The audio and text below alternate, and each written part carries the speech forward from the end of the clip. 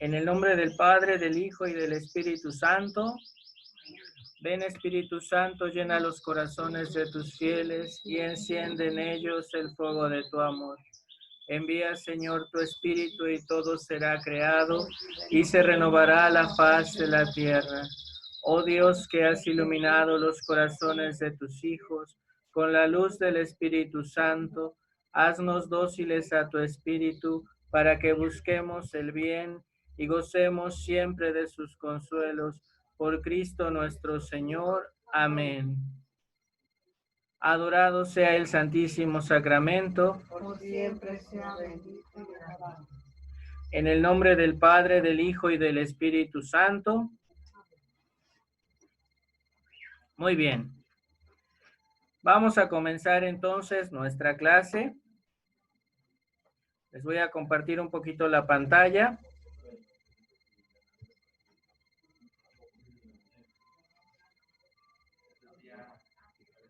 ¿Traen sus apuntes, chicas? Muy bien. Según yo, en la última clase estábamos revisando algunos puntos en la página 7. Y nos quedamos en el Espíritu Santo realiza las obras de Dios. En primer momento, la primera obra que realiza el Espíritu Santo va a ser la creación.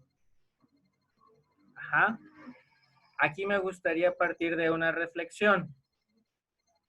Retomando el libro de los Hechos, el libro del Génesis, y el Evangelio de San Juan, en el primer capítulo vamos a tener una explicación muy hermosa sobre la Trinidad. En el Evangelio de San Juan, en el prólogo dice, en el principio existía la palabra era Dios y la palabra estaba en Dios. Cuando hablamos de la palabra, hablamos del verbo. ¿Quién es el verbo? El mismo Jesús. En el Génesis, cuando se nos presenta la narración de la creación, nos encontramos varios momentos. Pero particularmente cuando se adentran a la creación del hombre, ¿qué nos vamos a encontrar? Que ya no se dice, y Dios hizo, y dijo Dios. Ahora dice, hagamos. ¿Quiénes? Hagamos al hombre a imagen y semejanza nuestra. De aquí viene una pequeña reflexión. Ok. A mí siempre me gusta pintarlo así. La voluntad de crear, la voluntad de que todo exista, la voluntad de que todo tenga un orden y un fundamento es del Padre Eterno. De aquí que esta palabra, causa de la creación, motivo por el cual la voluntad del Padre se cumplió gracias a la acción del Espíritu Santo, es Jesucristo. Esa palabra que ya estaba en el Padre, habitaba en el Padre desde todos los tiempos. Ahora bien, ¿cómo entendemos al Espíritu Santo causante de la realización de la creación? Muy sencillo. Muchos santos dicen, el Espíritu Santo es el amor entre el Padre y el Hijo. Al Espíritu Santo le toca poner por obra la voluntad del Padre. Al Espíritu Santo le toca la labor de hacer. El Padre ordena, el Hijo es la causa y el Espíritu Santo es el que ejecuta. ¿Vamos bien hasta aquí? Entonces, creación. En el principio creó Dios los cielos y la tierra estaba desordenada y vacía, y las tinieblas estaban sobre la faz del abismo, y el Espíritu de Dios se movía sobre la faz de las aguas. Esto lo encontramos en el Génesis, capítulo 1, versos del 1 al 2. Y después dice, envías tu Espíritu, son creados y renuevas la faz de la tierra. Palabras que utilizamos en la oración, tomadas del Salmo 104. El Espíritu de Dios me hizo y el soplo del Omnipotente me dio vida. Palabras del Santo Job, en uno de los libros más bellos del Antiguo Testamento, el libro de Job. Fíjense, aquí hay 3 citas que nos hablan sobre la creación y sobre la creación que atribuimos directamente a la obra del Espíritu Santo. ¿Vamos bien hasta aquí? ¿Sí? Muy bien. Continuamos. Regeneración. Respondió Jesús y le dijo, de cierto te digo, el que naciere de nuevo, el que no naciere de nuevo, ahí nos comimos una partícula, no puede ver el reino de Dios. Te digo, el que no naciere de agua y del Espíritu, no puede entrar en el reino de Dios. Lo que es nacido de la carne, carne es, y lo que es nacido del Espíritu, Espíritu es. No te maravilles que te dije, os es necesario nacer de nuevo. El viento sopla de donde quiere y oyes su sonido, mas si sabes de dónde viene, ni a dónde va. Así es todo aquel que es nacido del Espíritu Santo. Vamos al primer punto. Denme un segundito.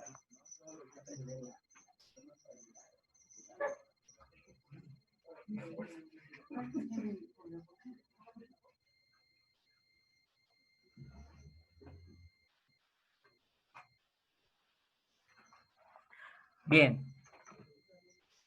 Hablamos de una regeneración. Aquí también podríamos tocar un punto interesante que es precisamente la conversión. ¿Ok? Regenerar, ¿qué significa? Restaurar. ¿Qué pasa cuando nos hacemos una herida grave en la piel? Nuestra piel tiene la capacidad de regenerarse, es decir, renovarse, reconstruirse. Así también el ser humano. Cuando Jesús se topa con Nicodemo, menciona precisamente estas palabras: el que no naciere del agua y del espíritu no es digno del reino. Pero Nicodemo piensa, como Jesús dice, el que no naciere de nuevo, dice él, ¿cómo entrar en el seno de mi madre y de nuevo nacer? Es algo que se le hace un poco ilógico, ¿no? Sin embargo, el nacimiento del que Jesús habla es el nacimiento en el Espíritu Santo, el nacimiento a partir de Dios, un nacimiento que implica conversión, es decir, una transformación, un cambio de costumbres, un cambio de ideas, un cambio de actitudes, un cambio de obras. Hacia allá se dirige. Nuestra persona está dañada, está herida, está lastimada por el pecado. Así como las heridas de la piel, es necesario que se regeneren. Para poder nacer de nuevo en el agua y en el Espíritu Santo, ¿qué necesitamos? Ya somos bautizados. ¿Estamos de acuerdo? ¿O hay algún catecúmeno entre nosotros? Creo que no, ¿verdad? ¿Qué necesitamos? Lo que he repetido muchas veces, hacer una revisión de vida, hacer un examen profundo de conciencia, vivir realmente los 5 pasos de una buena confesión y a partir de esto, comenzar de nuevo. A lo mejor no es muy fácil comenzar de nuevo porque vamos a encontrar que si hacemos una lista de súper con todas nuestras áreas de oportunidad, es decir, todos nuestros defectos, vamos a decir, bueno, ¿por cuál empiezo? Son muchísimos. Pues ahí entra otra cosa, ¿no? Mi lista de súper la voy a enumerar de mi defecto más grande al más chiquito. Entonces empiezo con el más chiquito.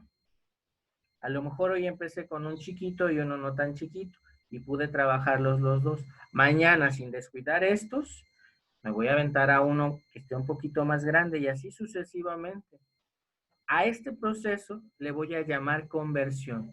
Estoy transformando mi vida.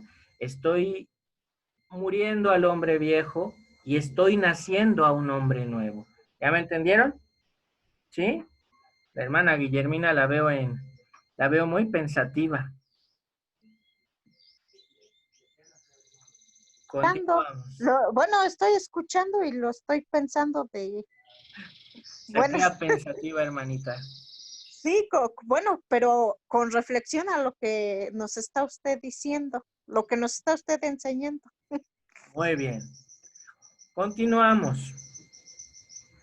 Resurrección. Una vez que empezamos todo este proceso de cambio, todo este proceso de conversión, ¿qué sigue? Morir al hombre viejo para nacer al hombre nuevo. Ajá. Por eso dice el texto, y si el espíritu de aquel que levantó a los muertos mora en vosotros, el que levantó de los muertos a Cristo Jesús, vivificará también nuestros cuerpos mortales por el espíritu que mora en nosotros. Estamos hablando del tema de la resurrección. Hay muchas hipótesis sobre si la resurrección va a ser en estos despojos mortales que tenemos como cuerpo, o si va a ser en un cuerpo glorificado, o si va a ser en este mismo cuerpo, pero en los mejores años, cuando éramos jóvenes y hermosos, cuando éramos buenos mozos. ¿Quién sabe? Aquí el hecho, el punto clave que tenemos que tocar es que la resurrección implica una vida nueva. Ajá. Implica la plenificación de nuestra vida y la encarnación del Cristo total. Cuando iniciamos este proceso de conversión y empezamos a trabajar todas estas áreas de oportunidad una por una y vamos cambiando y nos vamos llenando de los valores de Jesucristo y del Evangelio, empezamos a resucitar poco a poco. No se nos da una resurrección total como la que se dio en Jesucristo, pero sí estamos renaciendo a un hombre nuevo. ¿Vamos bien? De aquí que entramos a un proceso de transformación, porque si vivís conforme a la carne, moriréis. Mas, si por el Espíritu hacéis morir las obras de la carne, viviréis. Fíjense qué duro y qué interesante. Si vivimos de acuerdo a las normas que establece el mundo, si nos dejamos llevar por nuestras malas pasiones, por nuestros bajos deseos, por no decirles de otra manera más fea, si dejamos que la avaricia, la codicia, la gula, la ira, la pereza pueda más en nosotros que las virtudes, entonces sí estamos viviendo según la carne. Sin embargo, si luchamos contra estos pecados mortales con las virtudes, estamos matando en nosotros al hombre viejo y estamos entrando en este proceso de conversión. Y estamos de una manera u otra iniciando ese proceso de santificación al que hemos sido invitados desde el bautismo. ¿Vamos bien? ¿Sí? Como que ya se me quieren dormir. Bien, el Espíritu Santo, ¿qué va a hacer? Va a ejercer la soberanía de Dios. Pero todas estas cosas las hace uno y el mismo Espíritu, repartiendo a cada uno en particular como Él quiere. Él debe ser reconocido como Dios, como lo establece la Gran Comisión, como lo han establecido los concilios a lo largo de la historia. Dice, y Jesús se acercó y les habló diciendo, toda potestad me es dada en el cielo y en la tierra, por tanto, id y haced discípulos a todas las naciones, bautizándolas en el nombre del Padre, del Hijo y del Espíritu Santo. Esto nos lo dicen los evangelios. Cuando se da el envío, antes de la ascensión que hace Jesús, envía a sus discípulos a anunciar la buena nueva, el evangelio, y ordena, bautízalos en el nombre del Padre, del Hijo y del Espíritu Santo. ¿Alguien ha sido partícipe de una celebración de bautismo donde la fórmula central no sea esta? Entonces no fue bautismo. Si no es bautizado en el nombre del Padre, del Hijo y del Espíritu Santo, no fue bautismo. Esta es la ordenanza que hace Jesús a sus discípulos. Ahora bien, cierto es que provenimos de una tradición monoteísta, es decir, creemos en un solo Dios. Y esto lo tenemos desde el Antiguo Testamento. El judaísmo, que es, por así decirlo, nuestra religión madre, es una religión monoteísta. Tienen la creencia en un solo Dios, Yahvé. Yahvé dice, yo soy. Simple y sencillamente ese es el significado. Yo soy. ¿Voy bien hasta acá? Ahora, ¿cómo entender el dinamismo de tres personas en un solo Dios? Desde el principio, como dijimos al iniciar la clase, ya estaba el Padre. Dice el Génesis, el Padre, Dios al principio de todo, aleteaba sobre las aguas, pero todo era caos y oscuridad. Se oye la voz del Padre, se oye el verbo del Padre y la acción del Espíritu que crean. Y ahí entendemos toda la narración del Génesis, ¿no? Y separó el agua, la luz de la noche, el día, la luz se llamó día y la noche, la oscuridad se llamó noche, y luego las aguas de la tierra, y hizo que fluyeran animales y peces y aves y plantas, y creó todo, pero lo crearon los tres. Los tres comparten la misma sustancia, es decir, su divinidad. Son diferentes en cuanto a la acción que realizan en materia de nuestra salvación, pero son uno mismo, son un solo Dios. Tres personas, Padre, Hijo y Espíritu Santo, pero un mismo Dios. No hay división en ellos. Ahora, en el Antiguo Testamento solamente conocíamos a Yahvé. Damos por hecho que ese Yahvé es el Padre. No se nos había hablado del Espíritu Santo como una persona. Sin embargo, el Espíritu Santo actuaba porque hablaba por boca de los profetas. Y esas palabras que el Espíritu Santo hablaban era el verbo, que aún no se encarnaba. Cuando el verbo se encarna, bulle la persona de Jesucristo, que ya estaba manifiesto. Sin embargo, no había tomado carne. ¿Vamos bien hasta acá? Ahora, es Jesús quien nos va a revelar al Espíritu Santo y nos lo va a manifestar de manera más plena. San Pablo va a ser el que nos va a explicar toda la acción del Espíritu Santo. Con él ya no nos queda duda que hay tres personas, pero es un solo Dios. Y esto costó siglos de lágrimas, de sangre, de martirio, porque muchos no lo aceptaban. ¿Vamos bien hasta acá? Ahora, la gracia del Señor Jesucristo, el amor del Padre y la comunión del Espíritu Santo sean con todos vosotros. Es la bendición apostólica que Pablo da al pueblo de los Corintios. Ahora, el que tiene oído, que oiga lo que el Espíritu dice a las iglesias. Aquí está hablando el Apocalipsis y nos estamos refiriendo al Espíritu Santo como Dios.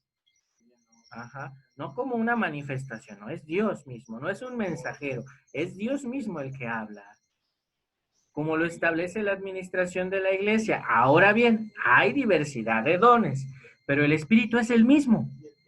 Y hay diversidad de ministerios, pero el Señor es el mismo. Y hay diversidad de operaciones, pero Dios, que hace todas las cosas en todos, es el mismo. Fíjense qué interesante. Aún en la misma adoración nocturna hay diversidad de dones, diversidad de carismas, diversidad de servicios, pero aquí ocurre muchas veces que yo sé hacer varias cosas y aunque el otro la haga mejor, no quiero que la haga él porque la quiero hacer yo y quiero abarcar y me vuelvo envidioso. Y allí San Pablo va a decir, aquel que tiene dones y no sea capaz de compartirlos, hasta esos dones le serán quitados por envidioso. ¿Vamos bien hasta acá? Por eso es bien importante que si el Espíritu Santo es el que mueve, el que dirige nuestras acciones, seamos compartidos y seamos siempre prestos, siempre abiertos, porque si no estaríamos mintiendo. Si el Espíritu Santo actúa en nosotros, Él nos va a mover a compartir lo que somos y tenemos. Si el Espíritu Santo no está en nosotros, entonces nos volvemos egoístas. ¿Vamos bien? Continúo. Él debe ser confiado como a Dios. Pero cuando os trajeren para entregaros, no os preocupéis por lo que habéis de decir, ni lo que penséis, sino lo que os fuera dado en aquella hora. Eso, hablad porque no sois vosotros los que habláis, sino el Espíritu Santo. cuando tengamos que decir algún consejo, cuando tengamos que predicar, cuando tengamos que enseñar, siempre es bien importante que nos encomendemos al Espíritu Santo, porque si no, de por sí decimos una que otra barrabasada, ahora sin la ayuda del Espíritu Santo decimos barbaridad y media. Si nos confiamos solamente a nuestras propias fuerzas, la regamos. Siempre es bien importante, siempre es imprescindible que confiemos, que hablemos, que creamos en la presencia del Espíritu Santo y que reconozcamos que nosotros solamente somos medios. Somos siervos inútiles que no nos toca hacer más que lo que tenemos que hacer. ¿Vamos bien? Voy a un punto crucial que traté en la última sesión. ¿Se puede pecar contra el Espíritu Santo? Y dijo Pedro a Ananías, ¿por qué llenó Satanás tu corazón para que mintiese al Espíritu Santo y sustrajeses del precio de la heredad? Fíjense aquí qué cosa tan interesante. Ciertamente que el Espíritu Santo reparte dones. Y uno de los dones que empezó a repartir en la iglesia primitiva va a ser el don de la fraternidad, el don de la fe, el don de la confianza, el don de la sinceridad. Sin embargo, hay una narración interesante, ¿no? Se dice que en las primeras comunidades todo lo ponían en común. Si yo tengo una propiedad, decían ellos, la vendo y pongo lo que me paguen al servicio de la comunidad. Y la comunidad verá que nada me falte. Era la forma en la que se organizaban. Ahora bien, aquí hay una anécdota de Ananías y su esposa Zafira. Vendieron la propiedad que tenían y pusieron una parte al servicio de la iglesia, pero ellos se guardaron una pensando, si no nos acomodamos, pues nos salimos y tenemos un guardadito para subsistir. Pero Pedro se dio cuenta y les dijo, ¿por qué intentan mentir al Espíritu Santo? ¿Por qué quieren engañar al Espíritu Santo? Este pecado es causa de muerte. Y dice la narración así bien dramático que cae muerto Ananías y después cuando llega la esposa y le platican lo que le sucedió al marido, también ella cae muerta. Dice ¿cómo se dice? Moraleja, nunca mientas, nunca intentas mentir al Espíritu Santo. ¿Se puede pecar contra el Espíritu Santo? Sí. Y ahorita quiero desmembrar un poquito algunos de los pecados contra el Espíritu Santo.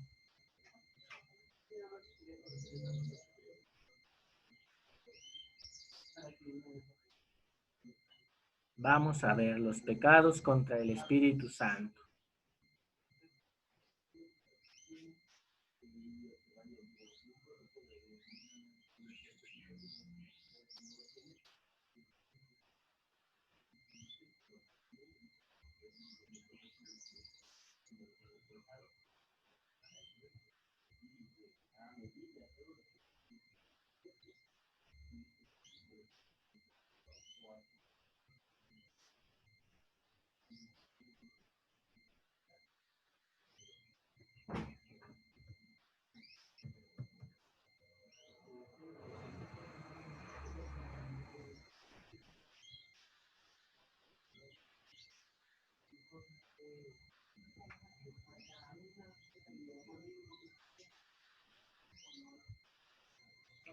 Ahí vamos, ahí vamos.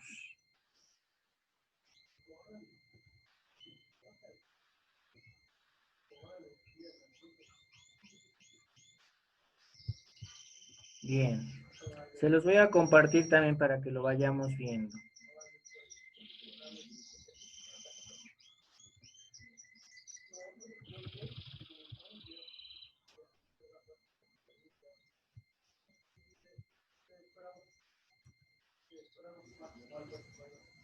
Bien.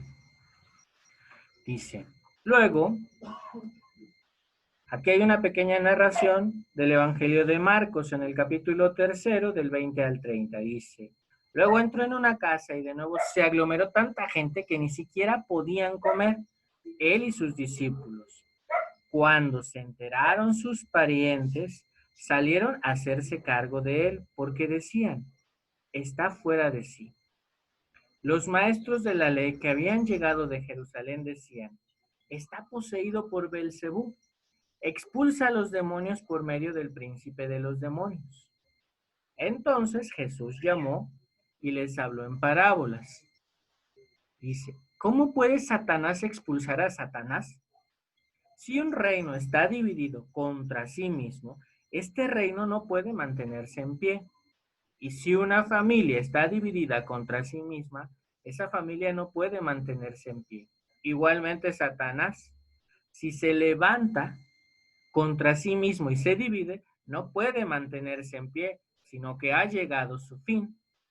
Ahora bien, nadie puede entrar en la casa de alguien fuerte y arrebatarle sus bienes a menos que primero lo ate. Solo entonces podrá robar su casa. Les aseguro que todos los pecados y blasfemias se les perdonarán a todos por igual, excepto, fíjense, aquí viene el pecado más interesante, a quien blasfeme contra el Espíritu Santo. Este no tendrá perdón jamás. Es culpable de un pecado eterno. Es que ellos habían dicho: tiene un espíritu maligno. Podríamos arguir algún ejemplo de pecado contra el Espíritu Santo. Aquí el Evangelio fue bien claro: quien blasfeme contra Dios, quien niegue que Dios existe, está pecando contra el Espíritu Santo. Quien lo afirme con toda seguridad está pecando contra el Espíritu Santo. Muchas veces movidos por las malas experiencias, la muerte de un familiar, una situación económica crítica, podemos llegar a decir: es que Dios no existe, Dios no me ve, Dios no me escucha. Pero allí no lo estamos viendo con los ojos de la fe, porque Dios también prueba nuestros corazones. Pero si no tenemos una actitud de fe, una actitud orante, nos perdemos. Me ha tocado escuchar muchas señoras, bueno, algunas señoras que han muerto sus hijos y de plano se tiran a la desesperación, se tiran a la depresión y dice: Dios no existe porque me quitó a mi hijo. Dios es injusto, por eso dejo de creer en él. Sin embargo, no se dan cuenta que los hijos no son suyos. Dios se los encomendó. Entonces, se vale que blasfememos, se vale que digamos: Dios no existe porque a mí me va mal en la vida. ¿Verdad que no? No va por allí. Ahora vamos a entrar en una materia interesante. Y dice así: ¿qué sería la neumatología? En algún momento lo toqué en una de las clases que ya hemos tenido de este curso, ¿no? La neumatología se va a encargar de explicar la actuación del Espíritu Santo en la historia de la salvación. Ajá. De hablar de ello con mayor profundidad, con mayor certeza, apoyada en las ciencias bíblicas, apoyada en la misma teología, puesto que la misma neumatología es una de las ramas de la Sagrada Teología. Pero esta se va a encargar únicamente del Espíritu Santo. Neuma es espíritu. Va a ser la ciencia que nos explique al Espíritu Santo, que nos dé a conocer las maravillas del Espíritu Santo, más allá del simple hecho de lo que el Espíritu hace, de lo que el Espíritu Santo hace por nosotros. ¿Voy bien hasta acá? Ahora, obviamente, hoy día hay mucha ignorancia en este tema y por lo tanto hay muchos errores. Entonces, respondiendo Jesús, le dijo: erráis ignorando las Escrituras y el poder de Dios. Aquí viene un punto interesante para con nosotros. Es necesario que estudiemos, es necesario que nos preparemos, porque dice un dicho que dicen mucho nuestros hermanos, los apologetas y los que se dedican a la defensa de la fe: católico ignorante, seguro protestante. Es muy difícil que un católico que conoce su fe, que ama su fe, que vive su fe, se haga protestante. En nuestra iglesia madre, nuestra iglesia católica, tenemos muchos tesoros. Y uno de los más grandes tesoros que nosotros tenemos es la vivencia profunda de los sacramentos. Si pecamos y nos arrepentimos, nos acercamos a la confesión y estamos seguros de la misericordia y del perdón de Dios. Si tenemos hambre y sed, nos acercamos a la Eucaristía y el mismo Jesús nos alimenta. Si estamos tristes y acongojados por la enfermedad, el mismo Dios nos conforta con la unción de los enfermos. Tenemos muchos regalos. Toda la tradición bíblica está en nosotros, está en nuestra madre iglesia, pero hay que saber tocar la puerta. Hay que buscar los medios para prepararnos y no dejarnos llevar. Ahora bien, si pudiéramos echar la culpa a alguien, creo que tendríamos que empezar, no con los pastores, con nosotros mismos. Ellos tienen su parte, pero nosotros también tenemos la nuestra. ¿Por qué? Ellos tienen la responsabilidad de enseñar y nosotros, ¿de qué tenemos la responsabilidad? De acercarnos, de prepararnos. ¿Vamos bien hasta acá? ¿Qué otros pecados nos podremos encontrar? Vamos al Catecismo de la Iglesia Católica. Si lo tienen por ahí a la mano, mucho mejor.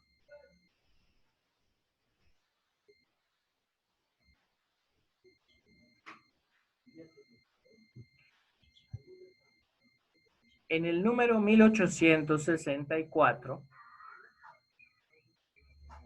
el Catecismo de la Iglesia Católica precisamente nos habla del pecado de la blasfemia.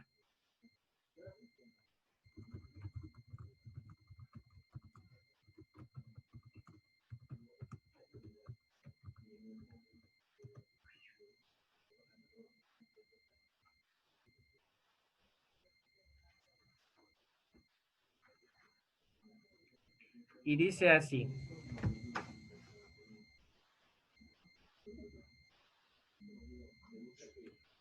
todo pecado y blasfemia será perdonado a los hombres, pero la blasfemia contra el Espíritu Santo no será perdonada.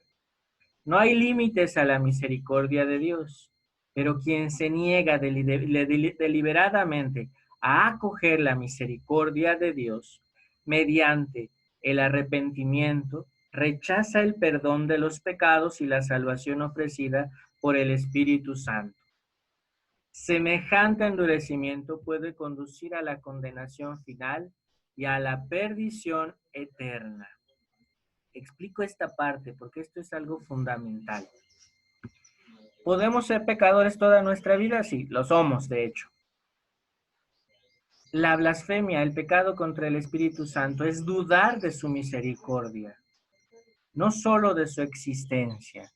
Supongamos, ya nos llegó la hora de decir bye, estamos en el momento de agonía y toda la vida renegamos.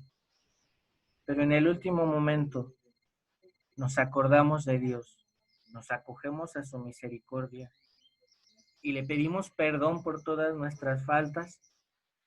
Nos diría la sana doctrina, Dios nos perdona, porque está esperando esa palabra de arrepentimiento por parte nuestra.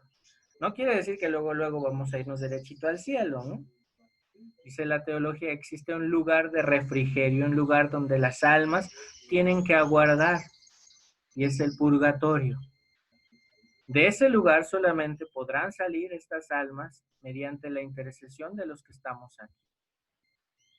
Nosotros podemos sacar esas almas con nuestra oración, con nuestro ofrecimiento de buenas obras, sí. Pero un alma, una persona que ni en el último instante de su vida quiso pedir perdón a Dios, está acabando su propia condenación. No sé, a los que les gusta ver mucho comedias, ¿no? Hace mucho me acuerdo de una donde la mala, en el último instante, jamás se arrepintió y siguió diciendo, si tuviera más vida, le haría la vida imposible a fulanita de tal, ¿no? Ahí hay una condenación.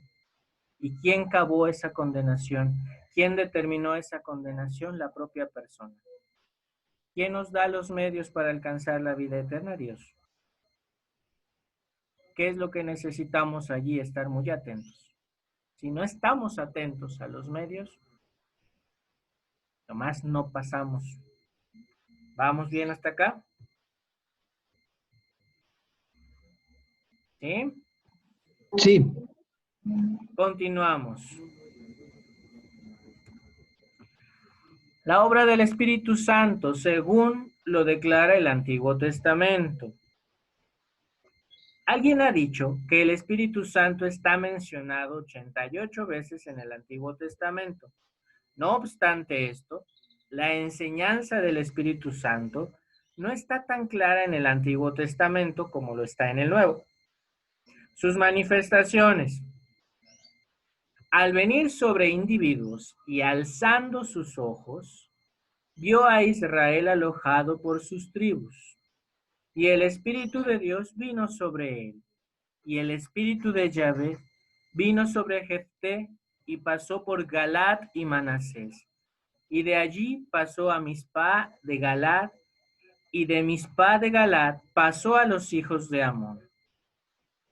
Al derramarse sobre su pueblo, sobre la tierra de mi pueblo subirán espinos y cardos, hasta que sobre vosotros sea derramado el espíritu de lo alto, y el desierto se convierta en campo fértil, y el campo fértil sea estimado por bosque.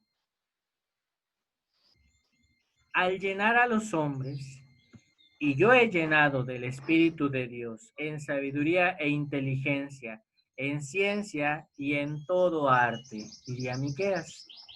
Al posar sobre los hombres, entonces Yahvé descendió en la nube y le habló y tomó del espíritu que estaba en él y lo puso en los 70 varones ancianos. Y cuando posó sobre ellos, el espíritu profetizaron y no cesaron. Entendemos que el espíritu que posó en ellos era el Espíritu de Dios. Así, en el Antiguo Testamento, el Espíritu Santo nunca está representado como morando permanentemente en una persona. El Espíritu Santo los llenaba para cierta obra, pero nunca tomaba el interior de ellos como su habitación. Ningún santo del Antiguo Testamento fue jamás bautizado con el Espíritu Santo. El Espíritu Santo comenzó a bautizar, es decir, a sumergir a creyentes en el cuerpo de Cristo, el día de Pentecostés. Hasta este momento preciso, hasta Pentecostés, es cuando el Espíritu Santo empieza a trabajar y a infundir sus gracias y sus dones sobre todos los hombres, sobre todos los ya bautizados por los apóstoles.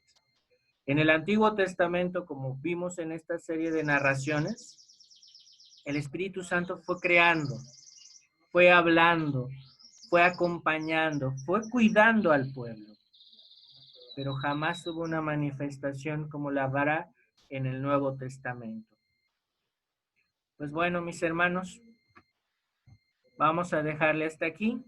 Espero contar con su presencia la siguiente semana a la misma hora por el mismo canal para continuar con nuestro taller. Ya van a ser las últimas sesiones, nuestra reflexión sobre el Espíritu Santo. Espero que tengan muy buena tarde.